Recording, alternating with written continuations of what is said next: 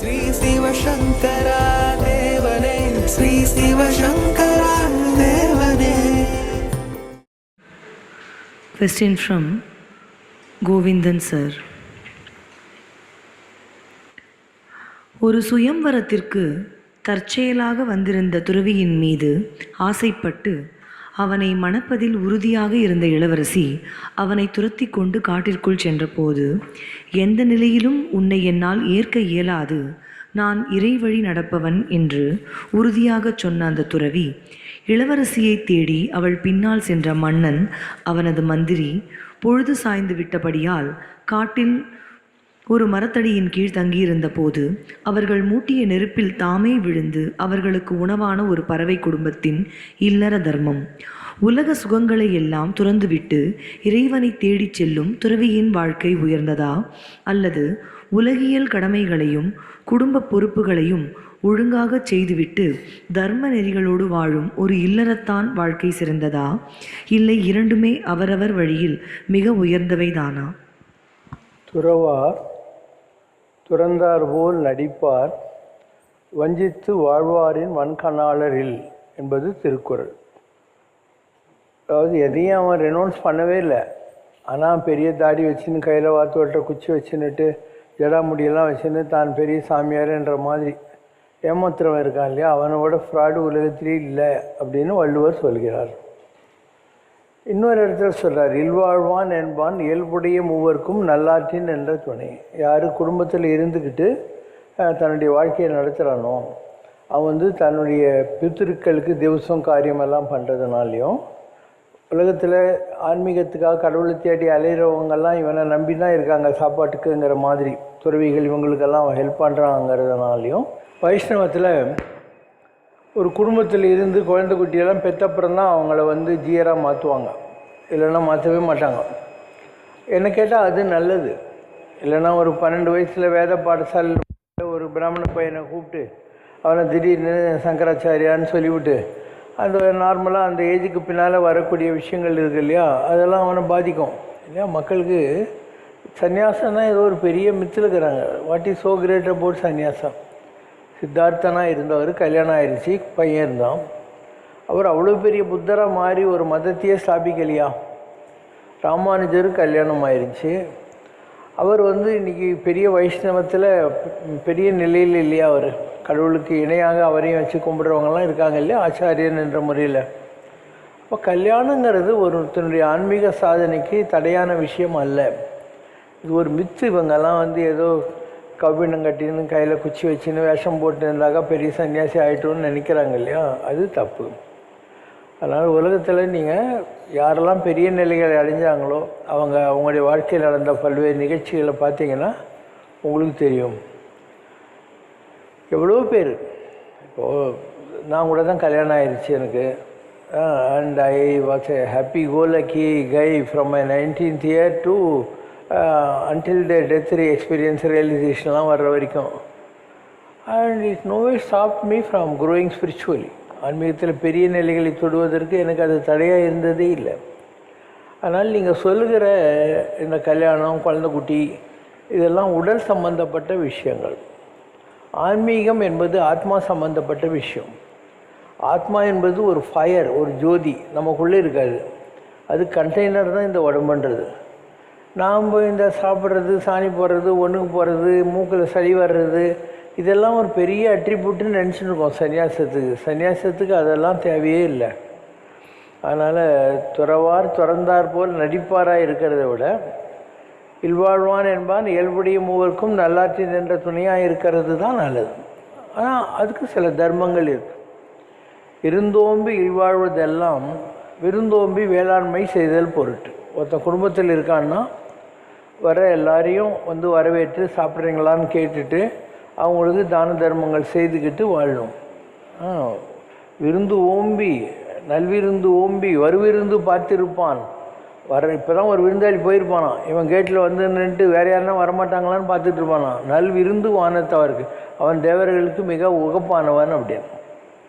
இதுக்கு simple answer நீங்கள் தேடணுன்னா, நீங்கள் பார்க்குற முருகர், வள்ளி தேவியான, ஐயப்பசாமி, பூர்ணம், புஷ்கலா, சிவபெருமான், பார்வதி, கங்கை, நாராயணன், ஸ்ரீதேவி, பூதேவி, நீங்கள் பார்க்குற ராகவேந்திரர் எல்லாம் குடும்பத்திலேருந்து தானே வந்தாங்க. ராமானுஜர் குடும்பத்திலேருந்து வந்தார். இவங்களெல்லாம் உலகம் ரெக்கக்னைஸ் பண்ணாமல் போயிடுச்சா, இல்லை அவங்க எதையாவது சாதிக்காமல் போயிட்டாங்களா? அதனால் ஜனங்க இதெல்லாம் ஒரு பெரிய மித்துன்னு நினச்சின்னு இருக்காங்க. அண்டு நிஜமாக வந்து நம்புறவன் நம்புவான், நம்பாதவன் நம்ப மாட்டான். ஒருத்தன் நம்பணும்னு உன்னை முடிவு எடுத்துட்டான்னா உன்னை பற்றி யார் என்ன சொன்னாலையும் அவன் நம்புவான். நம்பக்கூடாதுன்னு ஒரு அரைக்குறை ஆளுகிறான் பாரு, அவன் யாரை பற்றி யார் என்ன சொன்னாலையும் தப்பாக சொல்லுவான். ஒரு அப்பங்காரர் இருக்கான், ஒரு காலேஜுக்கு அவள் பொண்ணை விடுறதுக்காக ஸ்கூட்டரில் கூட்டின்னு போகிறான், இல்லை மோட்டர் சைக்கிளில் கூட்டின்னு போகிறான். பார்க்குற நாய் என்ன சொல்லுவான், பாரு கிழவன் தள்ளின்னு போகிறான்னுவான். இவர் போர்டை வச்சுக்க முடியும், என் பொண்ணு தான் யாரும் என் தப்பை பார்க்காதீங்கன்னு சொல்லிட்டு. அதனால் இதெல்லாம் ஒரு மேட்டரே கிடையாது. உன் மனம்தான் சாட்சி. தன்னெஞ்சிருவது பொய் இருக்க, பொய்த்த பின் தன்னெஞ்சை தன்னை சொல்லும். குஞ்சி அழகும்னா கிராப்பு. கொடுந்தானை கோட்டு அழகும், யானை மேலே அப்படியே உட்காந்துன்னு போகிறது அழகல்ல. நெஞ்சத்து நல்லம்யாம் எனும் நடுநிலைமை அழகு அழகு. உன் மனசு சொல்லணும் நீ ரொம்ப நல்லவையான்ட்டு. அதுதான் உலகத்தில் பெரிய சர்டிஃபிகேட். உன் மனசு சொல்லணும். வேறு யாருடைய சர்டிஃபிகேட்டும் உனக்கு தேவையே இல்லை. ஏன்னா எல்லாருமே இந்த உலகத்தில் ஒரு நாளைக்கு மண்டையை போட்டு சாக போகிறவன். ஸோ அவனுடைய சர்டிஃபிகேட்டை பற்றி நீ ஏன் கவலைப்படுற? சுடுகாட்டிலையோ இடுகாட்டிலையோ அவன் பக்கத்து போய்ட்டு ஸோ நீ இதெல்லாம் கண்டுக்கவே கூடாது. உன் வேலையை நீ பார்த்துக்கினே இரு. ஒன்று. ரெண்டாவது, நீ சன்னியாசின்னு சொல்லி ஒரு ஏமாத்தின்னு தெரியறதை விட ஒரு நார்மல் பர்சனாக இருந்து ஒரு கோட்டைக்குள்ளேருந்து சண்டை போடுற மாதிரி. கோட்டைக்குள்ளே சண்டை போடுறேன்னா வெளியே அகழி இருக்கும், கோட்டை மேலே சோல்ஜர்ஸ் எல்லாம் இருப்பாங்க, அகழியில் முதலெல்லாம் விட்டுருப்பாங்க. அப்போ ரொம்ப ஈஸி. நீ மைதானத்தில் வந்து சண்டை போட்டீங்கன்னா எதிராளியும் மைதானம், நீயும் மைதானம், உனக்கு தோல்விக்கான அடையாளங்கள் ஜாஸ்தி. அதனால் கோட்டைக்குள்ளேருந்து சண்டை போடுறது வந்து குடும்பத்தில் இருந்து கடவுளை தேடுறது. மைதானத்தில் இருக்கிறதுன்றது ஒரு பொது வெளியில் இருந்துக்கிட்டு சன்னியாசி அந்த மாதிரி இருந்து ஜனங்களோட மிங்கில் பண்ணிக்கிட்டு வாழ்ந்த வாழ்க்கையில் கடவுளை அடையிறதுக்கான முயற்சிகள் செய்கிறது. இதெல்லாம் அவங்கவுங்களுடைய வைராக்கியத்தை பொறுத்த விஷயம். என்ன கேட்டால் it is better you lead A normal life. அந்த நார்மலான குடும்பத்தில் என்ன அன்பாக இருக்கணும், பொண்டாட்டி பிள்ளை கட்டுக்கிட்ட அப்பா அம்மாவுக்கு மரியாதை கொடுக்கணும். அண்டு வர்ற விருந்தாளிகளுக்கு ஏதோ நம்மக்கிட்ட கஞ்சி இருக்குன்னா அதில் 4 கிளாஸ் அவனுக்கு கொடுக்கணும், 4 இட்லி 2 இட்லி அவனுக்கு கொடுக்கணும், நாம் 2 இட்லி சாப்பிடணும். இந்த மாதிரி சாமானிய தர்மங்கள் இருக்குது. அதே மாதிரி எள்ளும் தண்ணீரும் எங்கேயே போயினன்னு பரமாச்சாரியார் ஒரு கட்டுரை எழுதியிருக்காரு. இறந்து போன பெரியவங்களுக்கு காரியம், தேவசம், அமாவாசை, தர்ப்பணம்லாம் பண்ணுவோம். இந்த மாதிரி சில நீதிகளை அனுபவித்து கொண்டு வாழ்ந்தால் எல்லோரும் ரொம்ப நல்லது. அவங்க ஒரு கதை சொன்னாங்க. கதை என்னென்னா, ஒரு சுயம்வரம். சுயவரம்னா என்னக்கா, ராணி மேலே நிற்பான், எல்லா ராஜாக்களும் ராஜகுமாரர்களும் இப்படி ஷேரில் உட்காந்துருப்பாங்க. சொல்லுவாங்க, இவர் சோழ நாட்டு இளவரசர், இவர் வேங்கி நாட்டு இளவரசர், இவர் பாண்டி நாட்டுக்காரன்னு சொல்லுவாங்க. மேலேருந்து ராஜகுமாரி எல்லாத்தையும் பார்த்துட்டு அவள் கழுத்தில் மாலையோடு வந்து யார் கழுத்தில் போடுறாங்களோ அவங்க தான் கணவர். சுயம்வரம், தானாக தேர்ந்தெடுக்கிற கணவன் அர்த்தம். அப்போ காட்டு வழியாக வர்றபோது ஒரு ராஜகுமார் என்ன பண்ணால், ஒரு சாமியாரை பார்த்து, சாமி என் கூட வந்து என் சீட்டுக்கு பக்கத்தில் உங்களுக்கு ஒரு சீட்டு போடுறேன், நீங்கள் ஸ்பெஷலாக என்னை ப்ளஸ் பண்ணிக்கினே இருங்க, ராஜகுமாரி என் கழுத்தில் மாலை போடுற மாதிரி எப்படியாவது பண்ணிடுங்க அப்படின்னு. சாமி ஒன்றும் சொல்ல. அவர் உட்காந்துருக்காரு. ராஜகுமார் மாடியில் இருந்த ராஜகுமாரி மாலையோடு வர்றா. ராஜகுமாரை நமக்கு தான் கழுத்தை நீட்டுனுக்கிறான். அவன் அந்த சாமியார் கழுத்தில் மாலையை போடுறதுக்கு போகிறான். ஓடுறா சாமியார் காட்டுக்குள்ளே. அவர் பின்னால் மாலை எடுத்துன்னு ராஜகுமாரி ஓடுறா, ராஜா ஓடுறா, மந்திரி ஓடுறா, எல்லோரும் ஓடுறாங்க. இருட்டிடுது. அதனால் காட்டுக்குள்ளே சாமியார் போயிட்டார். காத்தால் பிடிச்சி எல்லாரையும் அவங்க மரத்தில் ஒதுங்குறாங்க. இப்போ 4 பறவைகள் இருக்குது. அப்பா பறவை, அம்மா பறவை, 2 குட்டி பறவைகள். இவங்க என்ன இருந்தாலும் நம்முடைய விருந்தாளிங்க. ஸோ நாம் இவங்களுக்கு இன்றைக்கி சாப்பாடு ஆகணும் அப்படின்னா அந்த கீழே குளிருக்கு நெருப்பு ஊட்டிருக்காங்க இல்லையா, அதில் 4 பறவையும் உழுது. அதை இவங்க சாப்பிட்டு பசி அரிக்கிறாங்க. மறுநாள் காட்டுக்குள்ளே போய் அந்த சாமியாரை தேடி பிடிக்கிறாங்க. ஏன் சாமியை ஓடி போனீங்கன்னா, ஒரு அழகான ராஜகுமாரி மாலையை தூக்கின்னு உன் பின்னால் ஓடி வந்தால் கூட உனக்கு சபலம் இல்லாமல் இருந்தாக்கா நீ சன்னியாசி ஆகிடு. இல்லை, அந்த பறவைகள் எப்படி நாங்கள் விருந்தாளிகளுக்காக ஒன்று பசி ஆறணுன்ட்டு விருந்து சேர்த்தோம், அந்த மாதிரி உன்னால் குடும்பத்தில் இருந்து இல்லறம் நல்லறம் எல்லாம் பேண முடியும் என்று சொன்னால் நீ வந்து இல்லறத்தில் இருக்கலாம். இதுதான் வந்து உனக்கு உன்னுடைய கேள்விக்கான பதில்கள்னு சொல்லுவார். அதனால் இப்போ நீங்கள்லாம் இருக்கீங்க, இந்த சாமியார் வேஷம் கட்டின்னு ஏமாத்தின்னு இருக்கிற புறம்போக்குங்களோட நீங்கள் என்ன தப்பு செய்கிறீங்க? ஒன்றும் இல்லை. இப்போ குடும்பத்தில் இருக்கிறீங்க, கஷ்டப்படுறீங்க, கடனும் உடனும் வாங்கி உட்காந்த குட்டிங்களை படிக்க வைக்கிறீங்க, கடனும் உடங்க வாங்கி அவங்களுக்கு ஒரு மாப்பிள்ளை பொண்ணு பார்த்து கல்யாணம் பண்ணி வைக்கிறீங்க. நல்ல விஷயம் தானே. உலகத்தில் கடவுள் உங்கள் மூலமாக தான் இந்த உலகத்தை அவர் ஆள்றார். நீ கல்யாணம் கட்டிக்கிட்டு 2 குழந்தை பார்த்தா நீ தான் பிரம்மா, நீ தான் படைப்பு கடவுள். ஒரு ஃபேக்ட்ரி இல்லை ஆஃபீஸில் வேலை செஞ்சு ஒரு 4 பேருக்கு சோறு போடுறேன்னா நீ தான் விஷ்ணு. தெரிஞ்சோ தெரியாமலோ ஒரு அக்கிரமத்தை இல்லை ஒரு ஆக்சிடெண்ட்லேயே அழிக்கிறேன்னா நீ தான் சங்கரன். ஸோ கடவுள் எல்லாத்தையும் ஒன்றை வச்சு தான் செய்கிறார் இந்த உலகத்தில். இது தெரியாமல் நிறைய பேர் சன்னியாசின்னா ஒரு பெரிய விஷயம்னு நினச்சின்னு இருக்காங்க. அதெல்லாம் ஒரு வேஷம். நம்ம எவ்வளோ பேரை பார்த்துருக்குறோம். அதனால் சன்னியாசம்ன்றது ரொம்ப ஹை லெவலுக்கு போய் கண்ட்ரோலில் யார் இருக்கானோ அவனுக்கு நல்லது. அப்படி ஒரு பால சன்னியாசி யோகம் இல்லாதவங்க குடும்பத்தில் இருந்து வைஷ்ணவத்தில் இருக்கிற மாதிரி அந்த ஆசைகள் எல்லாம் அடங்கின பின்னால் சாமியாயிடணும். அதனால் இதுதான் ஆடி அடங்கும் வாழ்க்கை இடம் தான். அதனுடைய போக்கில் விட்டுட்டியானா அடங்கிடும். நீ சாப்பிடாமல் இருக்கிற போது உனக்கு அதை சாப்பிடணும் இதை சாப்பிடணும்னு தோணும். நல்லா சாப்பிட்டு திம்முன்னு உக்காந்துக்கிற போது பாதாம் கீர் கொடுத்தா கூட வேணாங்க, வாந்தி வர மாதிரி இருக்குதுன்னு. ஸோ வாந்தி வர்ற லைஃப் ஸ்டைல் தான் ரொம்ப நல்லது. Otherwise you will always be tempted. If you suppress you will always be tempted. எவ்வளோ விஷயங்கள் இருக்குது ஆன்மீகத்தை பொறுத்து. மாத்திரம் நமக்கு எவ்வளோ கேஸ் ஸ்டடீஸ்னு சொல்கிறேன் இல்லையா, இதுக்கு முன்னால் இருந்தவர்களுடைய வாழ்க்கைகளை வைத்துக்கொண்டு நாம் கற்றுக்கொள்ளக்கூடிய பாடங்கள். இன்றைக்கி நம்ம சமுதாயத்திலே இருந்து வேஷம் கட்டினவன் வேஷாத கட்டினவன் இவங்களுடைய இதுன்னு சொல்கிறது அவுட்புட், அதை வச்சு நாம் கற்றுக்கொள்ளக்கூடிய விஷயங்கள். இந்த மாதிரி நிறைய நல்ல விஷயங்கள் கெட்ட விஷயங்கள். இந்த சமுதாயம் தான் நம்முடைய லேபரேட்டரி. இதில் நம்ம எக்ஸ்பெரிமெண்ட் பண்ணி பண்ணி எது நல்லது எது கெட்டதுன்னு தெரிஞ்சுக்குவோம். அப்போ ஒரு நார்மலான பெர்சனாக இருக்கிறது தான் நல்லது. அவசரப்பட்டு 4 பேர் எதுவும் மெச்சிக்குவாங்கங்கிறதுக்காக நம்ம ஆகக்கூடாது. ஒரு ஒய்ஃப் இருந்தால் அவள் நான் சூசைட் பண்ணிக்கிறேன் அப்படின்னு சொல்லிட்டு விட்டு கிளம்பிட்டான். இவனும் ஒன்றும் சொல்ல ஹஸ்பண்ட். 5 நிமிஷம் கழித்து ஓடி வந்தான். என்ன திருப்பி வந்துட்டியேன்னு. இல்லை மழை பெய்யுது வெளியே, கொடை எடுத்துன்னு போகலான்னு வந்தேன். சாகர நாய்க்கு கொடை நனைஞ்சு செத்தாயிருந்தேன், நனையாமல் செத்தாயிருந்தேன். அது மாதிரி ஒரு ஒய்ஃபு ஒரு மச்சான் ஒரு ஹஸ்பண்ட் 3 பேர் இருக்கிறாங்க. ஒய்ஃப் கேட்குறா, என்னங்க அவங்க மச்சான் எப்போ பாரு நான் சாமி ஆகிட்டு போகிறேன்னு. ஹஸ்பண்ட் அதெல்லாம் ஆக மாட்டான்டி அப்படின்னா. ஏங்க அப்படி சொல்கிறீங்க, யார் தாங்க ஆவாங்கன்ட்டு. இவன் போட்டு இந்த பேண்ட்டு ஷர்ட்டை தான் ஒரு துண்டை கட்டின்னு இப்படி தாண்டின்னு போயினேன். அதனால் இதெல்லாம் ஒரு செகண்டில் வரக்கூடிய விஷயங்கள். இந்த வைராக்கியம் என்பது ஒரு செகண்டில் ஒரு ஃபயர் மாதிரி வரும். சித்தார்த்தனுக்கு ஏதாவது பிளானிங் இருந்ததா? ஒரே ஒரு நாள் வயசானவனை ஒரு போனத்தை ஒரு வியாதிஸ்தனை பார்த்த உடனே எப்படி சுடுதண்ணி மேலே தண்ணி கொட்ட உடனே ஸ்வாயின்னு வருதோ அந்த மாதிரி ஒரு சேஞ்ச் வந்துச்சு. ஈ பிகேம் எ புத்தா.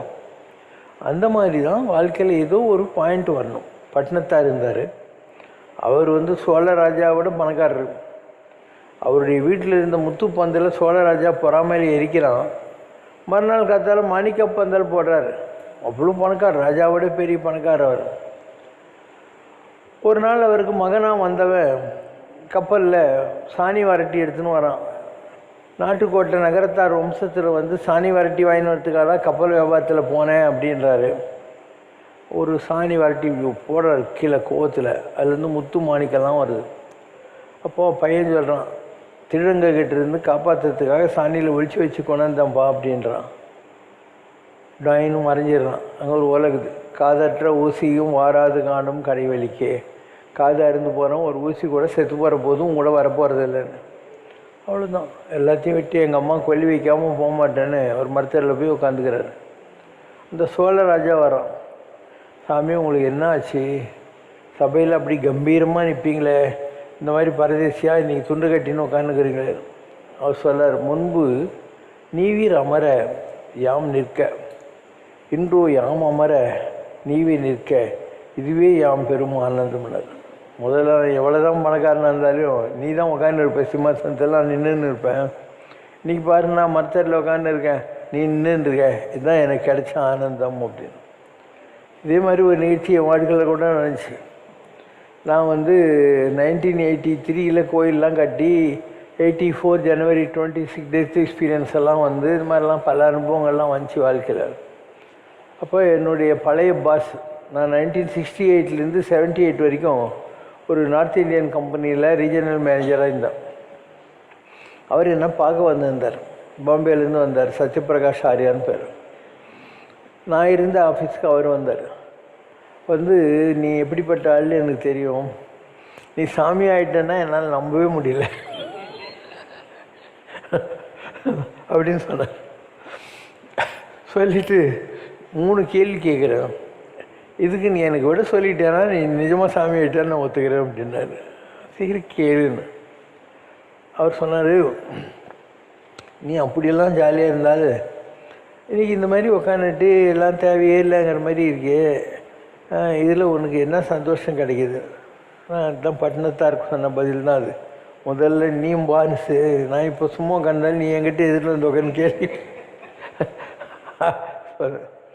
இதெல்லாம் உங்கள் கடவுள் எதுக்கு பண்ணுறாரு அப்படின்னா, நான் சொன்னேன், நீ எங்கேயோ பாம்பேலையும் கல்கத்தாலையும் உட்காந்துக்கிறேன், உங்கள்கிட்ட பவானி குமரப்பாளையம் பள்ளிப்பாளையத்தில் சென்னிமலையில் யாரோ ஒரு பிரான்ச் கிளர்க்கு இருக்கான், அவனுக்கு ஒரு 600 ரூபா சம்பளம் தான் வேணும், நீ யார், உனக்கு எதுக்கு கம்பெனி, நீ என்ன சம்பாதிக்கிற, உன்னோட டேக்ஸ் ப்ராப்ளம் என்ன, ஏதாவது அவனுக்கு தெரியுமா? Is father about is monthly salary of. அந்த மாதிரி ஒன்றுமில்லாத ஒரு முதலாளியாகிய உன்னை பற்றியே உங்கள்கிட்ட இருக்கிற கணக்கு புரியாதுன்னா, ஆண்டவன் உலகத்தின் முதலாளி, நம்ம ஒரு சின்ன துரும்பு, நம்ம எப்படி கடவுளை பற்றி புரிஞ்சிக்க முடியும்? உலகம் யாவையும் தாமள வாக்கலும் நிலைபெறுத்தலும் நீக்கலும் நீங்களா அழகிலா விளையாட்டுடையார் அவர் ஆண்டவர் அன்னவர்க்கே சரணாங்களே. உலகத்தை படைக்கிறது, காக்கிறது, அழிக்கிறது எல்லாம் புரிந்து கொள்ள முடியாத பெரிய கேமு. அப்படிப்பட்ட ஆண்டவனுக்கு நான் சல்யூட் பண்ணுறேன்றது தான் இந்த பாட்டுக்கு அர்த்தம். அந்த மாதிரி இப்படி அந்த ஆள் கேள்விக்கு சொன்னான், நான் ஐ எம் நவ் கன்வின்ஸ்டு அவன் போயிட்டான். அதுக்கப்புறம் கல்கட்டாவிலேருந்து இன்னொரு பாஸ் தயானந்த ஆரியான்னு இங்கே வந்தான். இங்கே வந்துட்டு அந்த ஆள் என்கிட்ட கேட்டான், இந்த மாதிரி நீ எங்கள் கம்பெனியில் சேர்ந்தப்புறம் நாங்கள்லாம் பெரிய ஆளுங்களாயிட்டோம். அவங்க சாதாரணமாக இருந்தாங்க, ஒரு கார் கூட கிடையாது. நான் போய் சேர்ந்தபோது ஒரு ரிக்ஷாவில் தான் போயிட்டு வருவாங்க. அது மாதிரி அதுக்கப்புறம் அங்கே மெட்ராஸ் ஃபெர்டிலைசர் இல்லையா, அதை கன்ஸ்ட்ரக்ட் பண்ணிக்கிட்டு இருந்தாங்க. அதுக்கு பேர் அமெரிக்கன் கம்பெனி, கெமிக்கோன்னு பேர், கெமிக்கல் கன்ஸ்ட்ரக்ஷன் கம்பெனின்னு. நான் அந்த கான்ட்ராக்ட் எடுத்து கொடுத்து அவங்களுக்கு ஒரே வருஷத்தில் 78 லட்சம் லாபம் வந்துச்சு. அதுக்கப்புறம் தான் அந்த கம்பெனி அப்படியே பெருசாக பிக்கப் ஆச்சு. இப்படி அந்த கம்பெனியுடைய வளர்ச்சிக்கு நான் தான் காரணம். நிறைய பிரான்ச்சு திறந்து எல்லாம் பண்ணி எல்லாம் போடும். அந்த ஆள் இங்கே என்னை பார்க்குறதுக்கு வந்திருந்தார். அப்போ அவர் சொன்னார், நீ இவ்வளோ பெரிய ஆசிரமெல்லாம் கட்டியிருக்க, நான் ஏதோ கல்கட்டாவில் ஒரு டிவோலி குவார்ட்டரில் ஒரு 3 பெட்ரூம் ஃப்ளாட்டு வாங்கினதே பெரிய அச்சீவ்மெண்ட்டு நினச்சின்னுக்கிறேன். நீ இவ்வளோ ஏக்கரில் இவ்வளோ கோயில் கட்டி இதெல்லாம் பண்ணியிருக்க, இதில் உனக்கு எந்த லாபமும் இல்லை அப்படின்னு சொல்லி அந்த என்கிட்ட சொன்னோம். அப்போ நான் சொன்னேன், உங்கள் பெரியவங்களை நீ கேட்டுப்பார், நீங்கள் இசாரில் இருந்தீங்க ஹரியானா கிட்ட. அப்போ ஒரு சாமியார் உங்கள் வீட்டுக்கு வந்தார். அவருக்கு 2 சப்பாத்தி கரும்பு வெல்லம் குட்டுன்னுவாங்க, அதை கொடுத்தீங்க. அவர் நான் உங்களை வசதியாக ஆசீர்வாதம் பண்ணுறேன்னு சொல்லிட்டு போனார். அந்த சாமியாரே நான் தான். அதனால தான் நான் உங்கள்கிட்ட அதனால தான் நான் உங்கள்கிட்ட வேலைக்கு சேர்ந்தேன். நான் வந்தப்புறம் நீங்கள் பணக்காரனானீங்க, இதெல்லாம் ஏதோ ஒரு ஜென்மத்தினுடைய பாக்கி அப்படின்னு சொன்னேன். அவர் கேட்டுட்டு, ஆமாம் இந்த மாதிரி ஒரு ஆள் வந்தாராம், அவருக்கு 2 சப்பாத்தி குட்டு கொடுத்தாங்களாம், அவருடைய ஆசீர்வாதம் தான். நாங்கள் முதல்ல துணி வியாபாரம் பண்ணிகிட்டு இருந்தோம், பாரத் டெக்ஸ்டைல்ஸுன்ற பேரில், கல்கட்டாவில் ஜமுனாலால் பஜார் ஸ்ட்ரீட்டில். அதுக்கப்புறம் டிரான்ஸ்போர்ட்டுக்கு இவ்வளோ பெருசெல்லாம் ஆனோம் அப்படின்னா. அது மாதிரி உலகத்தில் எல்லாத்துக்கும் ஒரு விட்டக்குறை தொட்டக்குறை இருக்குது, ஒரு பழைய கணக்கு இருக்குது. நீ எங்கிட்ட வந்தாலும் சரி, நான் உனக்கு ஏதாவது நல்லது பண்ணாலும் சரி, யாருக்கும் ஒன்றும் பெருசாக தூக்கி கொடுக்கறதில்ல. இதெல்லாம் ஒரு ஜென்மத்தினுடைய பாக்கி சாக்கி. பாக்கி சாக்கின்னா என்ன? ஒரு மகான் ஆகிறதுக்காக அலைஞ்சின்னு இருப்பான். அப்போ யாரோ ஒருத்தர் எங்கள் வீட்டு திண்ணையில் உட்காரன்னுவாங்க, இருந்தால் சாமி ஒரு மோர் குடின்னுவாங்க, ஒரு வேஷ்டி வாங்கி கொடுத்துருப்பாங்க. அவங்கெல்லாம் உலகத்தில் பிறக்கிறாங்க. அப்படி உலகத்தில் பிறக்கிற போது இவன் இன்றைக்கி சாமி ஆகிட்டான்.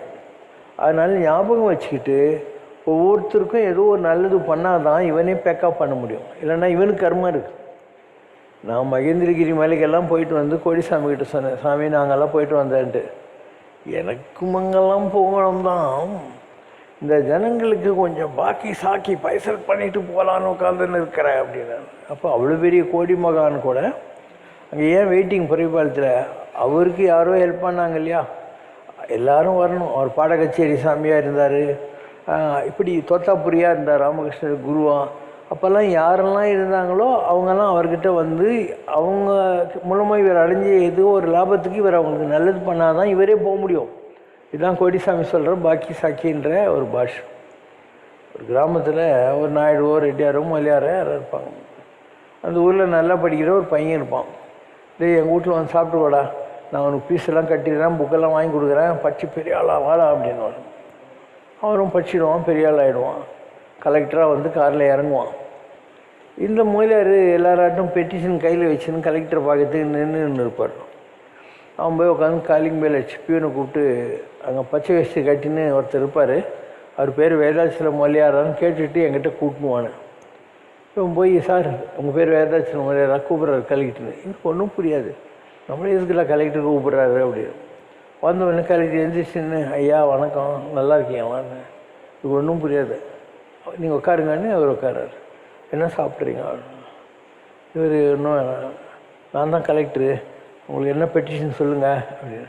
அவருக்கு ஒன்றுமே புரியாது. அப்போ சொல்லுவாங்க, நான் ஞாபகம் இல்லைங்களா, உங்களால் படித்து நான் கலெக்டராக இருக்கேங்க, அதனால் உங்களுக்கு நான் ஏதாவது நல்லது செய்யணும், கேளுங்க உங்களுக்கு என்ன வேணும் நான் பண்ணுறேன்னுவான். அவன் எவ்வளோ பெரிய நல்ல உள்ளத்தோடு இருந்தால், ஏதோ ஒரு காலத்தில் அவனை படிக்க வச்சாலும் ஞாபகம் வச்சுன்னு நான் தான் கலெக்டரு, வாங்க உங்களுக்கு நல்லது பண்ணுறேன்னு சொல்கிறான். அந்த மாதிரி தான் ஒரு மகான். அந்த மகான் ஆகிறதுக்கு எத்தனையோ பேர் எடுத்து நான் இழைத்த போது யாரெல்லாம் ஹெல்ப் பண்ணாங்களோ அவங்க எல்லாரையும் ஞாபகம் வச்சுக்கின்னு அவங்களுக்கு ஏதாவது நல்லது பண்ணி சொல்லணும். இந்த பாஷை ஜனங்களுக்கு புரிய மாட்டேறது. நான் சொன்ன கலெக்டருக்கு அதை ஞாபகம் வச்சுன்னா தான் உனக்கு புரியும். மகான்கள் ஏன் இந்த மாதிரி ஆசிரமம் கட்டுறாங்க, எதுக்கு ஜனங்களெல்லாம் கூப்பிட்டு நல்லது பண்ணுறாங்க அப்படின்னு. காகம் கரவா கரைந்து உண்ணும் ஆக்கமும் அன்ன நீரார்க்கே உள்ள. ஒரு காக்காக்கு நீ ஒரு வடையில் இட்லி கிள்ளி போட்டேன்னா அது கான்னு கத்தி எல்லா காக்காவும் ஊட்டிட்டு சாப்பிடுமா. அந்த மாதிரி யாராவது ஒருத்தன் உருப்பிட்டுட்டான்னு சொன்னாக்கா அவன் நான் பெற்ற இன்பம் பெருக இவ்வையகம்ங்கிற மாதிரி, சேரவாரும் ஜெகத்தீரே என்னும் மாதிரி எல்லாரும் இந்த சந்தோஷத்தை அடையணும் என்பதற்கான பிரயத்தனங்களில் ஈடுபடுகிற போது தான் இந்த மாதிரி கோயில் கட்டுறது, ஆசிரமம் கட்டுறது, அது கட்டுறது, இது கட்டுறது. வர்றவங்களுக்கு இந்த ஆளுடைய மகிமெல்லாம் தெரியறதுக்கு வாய்ப்பே இல்லை. இவன் எப்படியோ ஒரு வகையில் சாமி ஆகி ஞானி ஆகிட்டான் இல்லையா, அதனால் அவங்கள கூப்பிட்டு அவங்களுக்கு நல்லது பண்ணி இதெல்லாம் நடக்குது. இது பெரிய பாஷை ஆன்மீகம். எவ்வளோ பெரிய சாமியாக இருந்தாலையும் அவங்களுக்கு கடன் இருக்குது, கணக்கு இருக்குது. உண்டதே உண்டு, உடுத்ததே உடுத்து, உரைத்ததே அடுத்தடுத்து உரைத்து, கண்டதே கண்டு, கொண்டதே கொண்டு, கழிந்ததே கடவுள் நாளெல்லாம் அப்படின்னு அதிவீரராம பாண்டியர் சொல்கிறார். இப்போ எல்லாரும் அப்படி தான். ஒரு சாமியார் கலவையில் காஞ்சிபுரம் பக்கத்தில் அங்கே ஒரு பெரிய கோயில் கட்டியிருக்கார். அம்மன் படுத்த மாதிரி இருக்கும், ஒரு சிலை இருக்கும். அவர் பேர் கலவை சச்சிதானந்த சுவாமி. அவர் ஊராக சுற்றி இருந்தபோது செஞ்சிக்கோட்டை கீழே கமலக்கண்ணி அம்மன் ஒரு கோயில் இருக்கும், தேசிங்கராஜன் காலத்துது. அங்கே போய் படுத்துக்கிறார் நைட்டில் எங்கே தங்குறதுன்னு. அப்போ அந்த கமலக்கண்ணி அம்மன் கனவுல வந்து சொல்லுது, இங்கே எனக்கு பூஜை இல்லை, ஒன்றும் இல்லைப்பா, நானும் உனக்கு சில சக்திகளை கொடுக்குறேன், அதை வச்சு என்னை ஒரு நல்ல இடத்துல கோயில் கட்டி நீ வச்சிடு, பிரதிஷ்டை பண்ணிடுன்னு. ஸோ இவர் ஜனங்களுக்கு அருள் வாக்கு அவர் பேச மாட்டார். இப்போ இதுக்கு முன்னே அந்த கமலக்கண்ணியை தேசிங்கராஜன் காலத்தில் கும்பிட்டவெல்லாம் உலகத்தில் பிறந்திருப்பான்ல, அவங்கெல்லாம் இவர்கிட்ட வருவாங்க.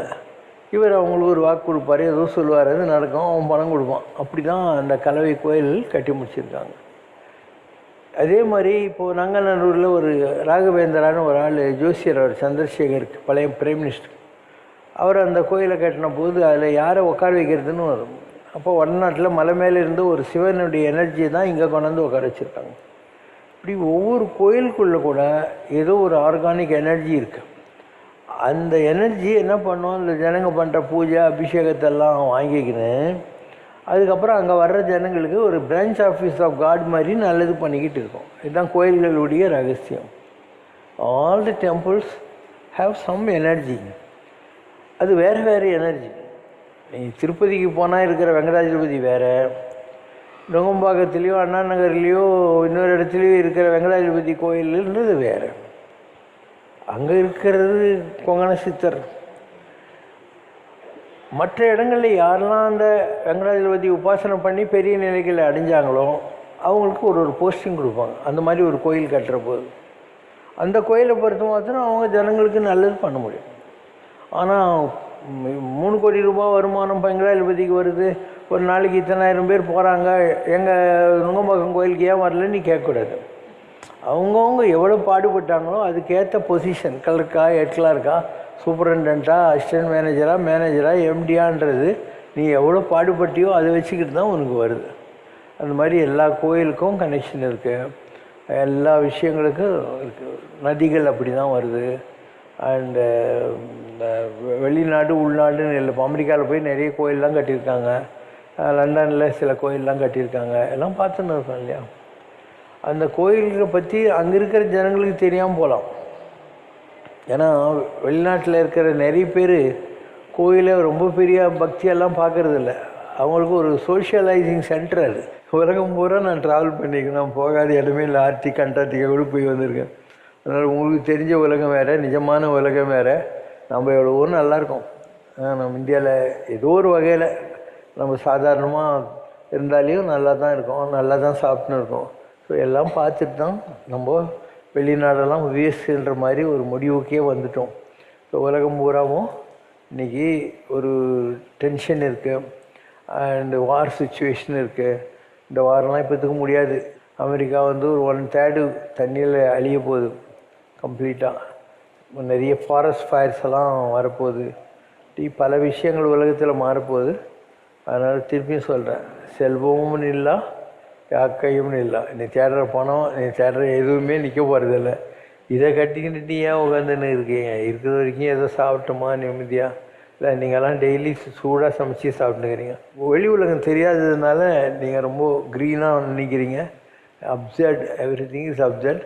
அதை விட கேளம்பாக்கத்தில் ராமராஜ்யத்தில் இருக்கிறவங்க தான் நல்லா கிடைக்கும். வேறு எவ்வளோ பீஸ்ஃபுல்லாக உட்காந்துன்னுட்டு என்ன கொடுத்தாங்க, 2 காஞ்சிபுரம் இட்லி கொடுத்தாங்க, வடை கொடுத்தாங்க. அது போக சாக்லேட்டு பழம் எல்லாம் கொடுத்துன்னு இருக்காங்க. பாட்டெல்லாம் கேட்டிங்க, கேள்விக்கு நான் வந்து பதில் சொல்லின்னு இருக்கேன். இவ்வளோ பீஸ்ஃபுல் ஆம்பியன்ஸ் இருக்குது. கோயில் எழுச்சி ஜகான்னு வச்சுருக்கோம். மெட்ராஸ் பூரா போய் தேடிப்பார், எங்கேயும் மாரி ஒரு ஆம்பியன்ஸ் கிடையாது. எங்கேயும் எல்லாரையும் ஒரே மாதிரி நடத்துகிற ஒரு இடம் கிடையாது. அங்கெல்லாம் பணக்காரன் ஒரு மாதிரி, ஏழை ஒரு மாதிரி. So my approach to management over the years has brought rich dividends. பயங்கரமாக நம்ம வசதியாக இருக்கும். வெளி உலகத்தில் போய் பார்த்தா தான் உங்களுக்கு தெரியும் அங்கே எப்படி இருக்குது, இங்கே எப்படி இருக்குதுன்னு சொல்லிவிட்டு. So time will prove to you in what way we are different and how the world was foolish not coming to seek values. நீங்கள்லாம் மிடில் கிளாஸ் தானே, ஏதோ ஒரு வகையில் ஏதோ ஒரு காலகட்டத்தில் பழைய கனெக்ஷன் இருக்குதுன்னு சொல்லியிருக்கேன் இல்லையா. அதனால் வந்தீங்கன்னா நல்லா தானே இருக்கீங்க, உங்களுக்கு என்ன குறை இருக்குது? ஒன்றும் கிடையாது. So all is all right, don't worry. பல பேக்கேஜ் இருக்குதுங்க. இப்போது சுந்தரேசன் இருக்கான், அந்த பொண்ணுக்குது, இவங்க இங்கே தான் கல்யாணம் ஆச்சு, நிறைய பேருக்கு இங்கே தான் கல்யாணம் ஆயிருக்கும். இல்லை, so many things are here which you may not understand. அந்த பொண்ணு பொண்ணு மெடிக்கல் சீட் கிடைக்குமான்னு பயந்துனே இருந்தால் நான் தான் சொன்னேன், கால் படாத உனக்கு கிடைக்கும். இப்போ 3 காலேஜில் அவளுக்கு சீட்டு கிடச்சிருது மெடிக்கலில். இல்லை, so you should trust me and leave it on me and I will take care.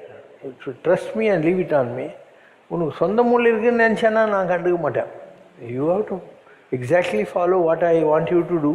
Then I will give you guarantee for your peaceful and healthy life and budget oriented life. எதுக்கு நீ சும்மா யாரையோ Impress பண்ணுறதுக்காக கடன் வாங்கி உடம் வாங்கி அப்படி ட்ரெஸ் பண்ணி இப்படி புடவை கட்டினு இப்படி நகை போட்டுன்னு போகிறேன்? எல்லா நகையும் திருடுறாங்க. உனக்கு எதுக்கு நகைலாம்? நெஞ்சு போனால் ஒரு செயின் போட்டுக்கோ. இல்லைன்னா நாங்கள்லாம் வந்து டிவோட்டிஸு அப்படின்னு ஒரு துளசி மாலை மெலிசாக போட்டுக்கோ.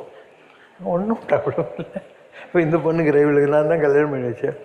இத்தனைக்கும் அவங்க அப்பா அம்மா 2 பேருமே இல்லை. She was there and only one younger brother is there. அண்ணனா தம்பியா? அண்ணன் ஒருத்தர் அவன் பெங்களூரில் இருக்கான். இவளுக்கும் மாப்பிள்ளை பார்த்தோம், கல்யாணம் பண்ணி வச்சோம், நல்லா தானே இருக்கா இல்லை. அதனால் I know what I am talking, I know what I am doing. You have to trust me and leave it. But I will give you piece at my terms, not at your terms. நீ ஏதோ என்னை வந்து Bill Gate ஆக்கிட்டுனாலாம் நான் ஆள் இல்லை. ஏன்னா எனக்கே Bill Gate ஆகணும்னு ஆசையே இல்லையே. எனக்கு பில்கேட் ஆகணும்னு ஆசை இருந்தால் எங்கிட்ட அறிவு இல்லையா, ஆரோக்கியம் இல்லையா, வலிப்பு இல்லையா? என்ன லைஃப்பில் காம்ப்ரமைஸ் பண்ணோம் அதெல்லாம் நான் பண்ண மாட்டேன். எந்த காலத்துலையும் காம்ப்ரமைஸ் பண்ண மாட்டேன். அம்மையோடு அப்பனென வந்தவர்க்கு மங்களம், ஆசானும் தெய்வமுமாயானவர்க்கு மங்களம், இத்தனை துயர்கள் எல்லாம் தீர்ப்பவர்க்கு மங்களம், ஈஸ்வராவதார சிவசங்கரர்க்கு மங்களம்.